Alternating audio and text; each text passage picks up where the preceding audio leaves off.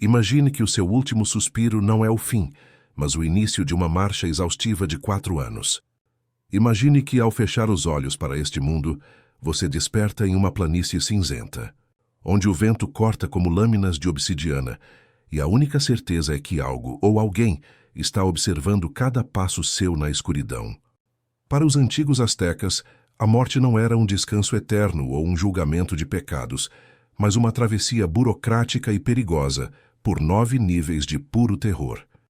No final desse caminho, sentado em um trono esculpido com os fêmures de deuses esquecidos, reside uma figura cujos olhos são estrelas mortas e cujo sorriso é uma eterna mandíbula exposta.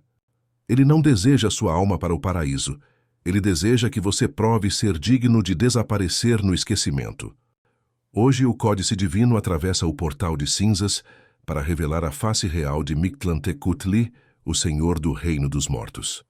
Prepare-se, pois o que descobriremos nas profundezas de Mictlan mudará para sempre sua visão sobre o fim.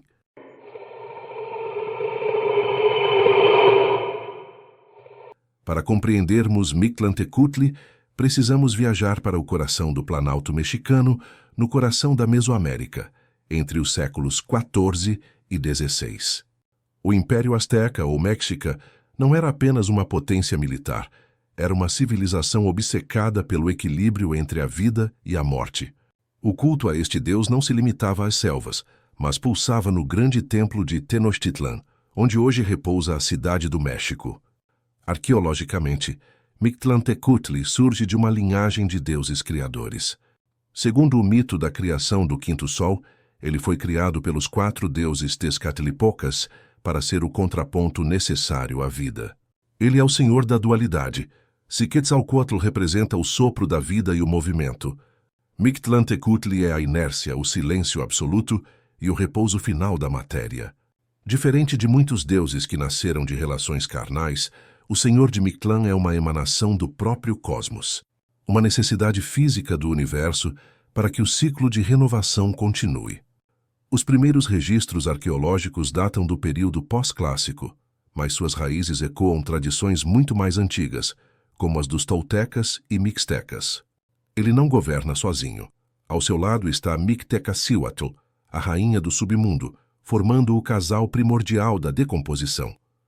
Juntos, eles garantem que tudo o que morre seja devidamente processado para que a energia vital possa, eventualmente, ser reciclada. Sem a burocracia sombria de Mictlantecutli, o universo azteca ficaria estagnado em uma vida eterna insuportável, sem espaço para o novo.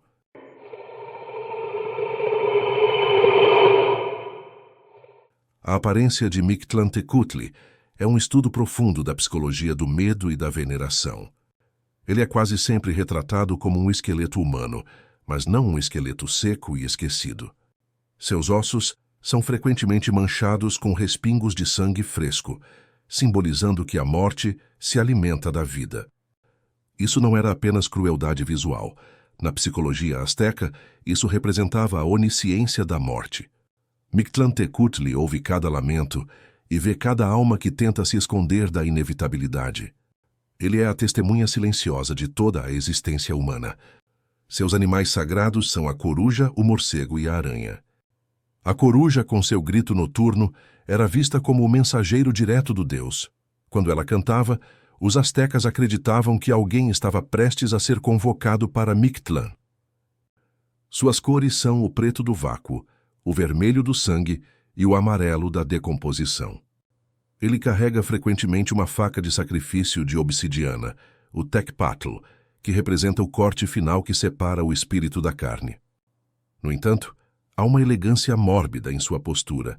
Ele usa cocares luxuosos de penas de coruja e joias de jade. Lembrando-nos que, para os astecas, a morte era uma forma de realeza, o estado final de nobreza que todo guerreiro ou camponês acabaria por alcançar.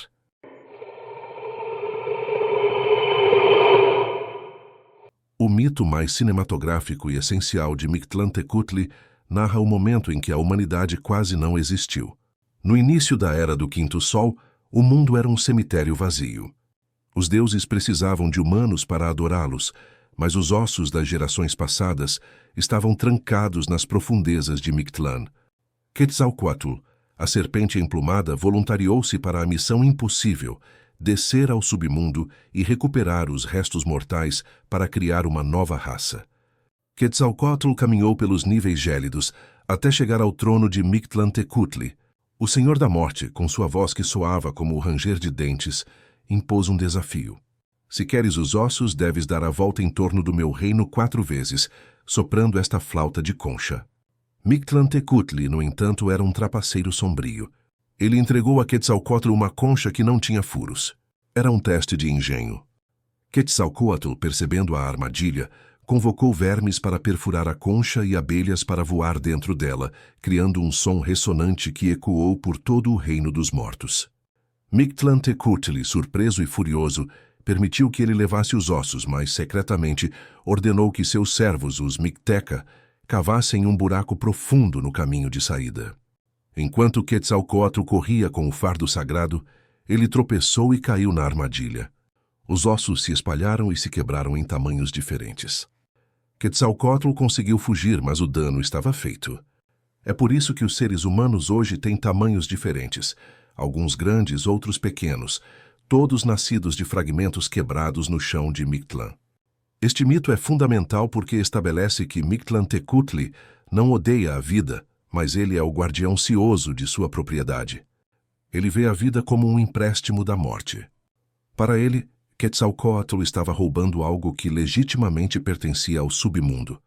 A tensão entre esses dois deuses representa o equilíbrio cósmico, o desejo da vida de se expandir e o dever da morte de conservar.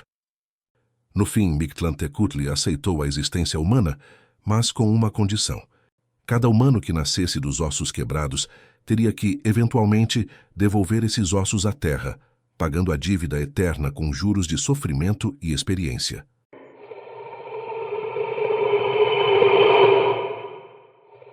O povo comum não via Mictlantecutli apenas com terror, mas com um respeito pragmático. Ele era o deus invocado em momentos de doença terminal e o patrono de rituais funerários complexos.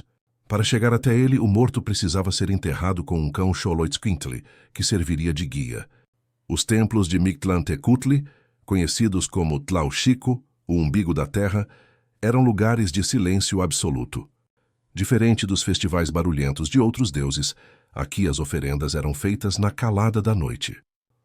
O sacrifício dedicado a ele era único. Prisioneiros de guerra eram sacrificados em sua honra. Mas em um ritual que imitava a descida a Mictlán, onde o sangue era derramado para alimentar a terra faminta. A dualidade de Mictlantecutli reside no fato de que ele é o protetor dos antepassados. Os astecas acreditavam que uma vez que a alma atravessasse os 9 níveis e chegasse ao repouso final, ela se tornaria parte da fundação do universo. Ele não era um Lúcifer ou um vilão, ele era um oficial necessário. No festival de Titítol, celebrado no inverno, uma mulher era sacrificada para representar a esposa do deus, garantindo que o ciclo das estações continuasse. Para o asteca médio, rezar para Mictlantecutli era uma forma de garantir que, quando chegasse a hora, a jornada pelo submundo não fosse solitária ou cruel demais. Ele era o findador, o mestre do esquecimento misericordioso.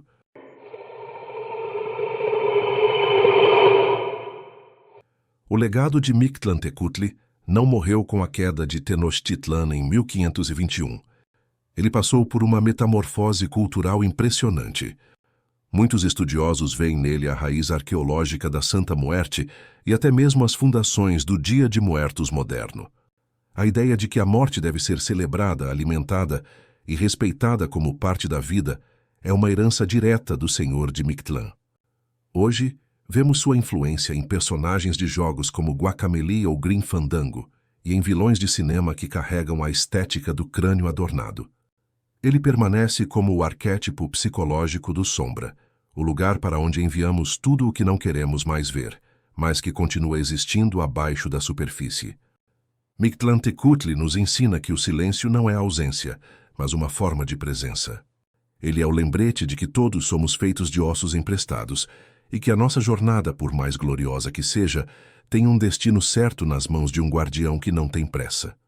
E você, se tivesse que atravessar os 9 níveis de Mictlán hoje, Qual memória você levaria para entregar ao Senhor da Morte como pagamento pela sua passagem? Afinal, a história é apenas um portal, e nós acabamos de atravessar o mais sombrio deles. Qual divindade você quer que eu resgate para o nosso panteão? Deixe sua sugestão nos comentários. Não esqueça de dar o like e se inscrever, para não se perder nas trilhas da história.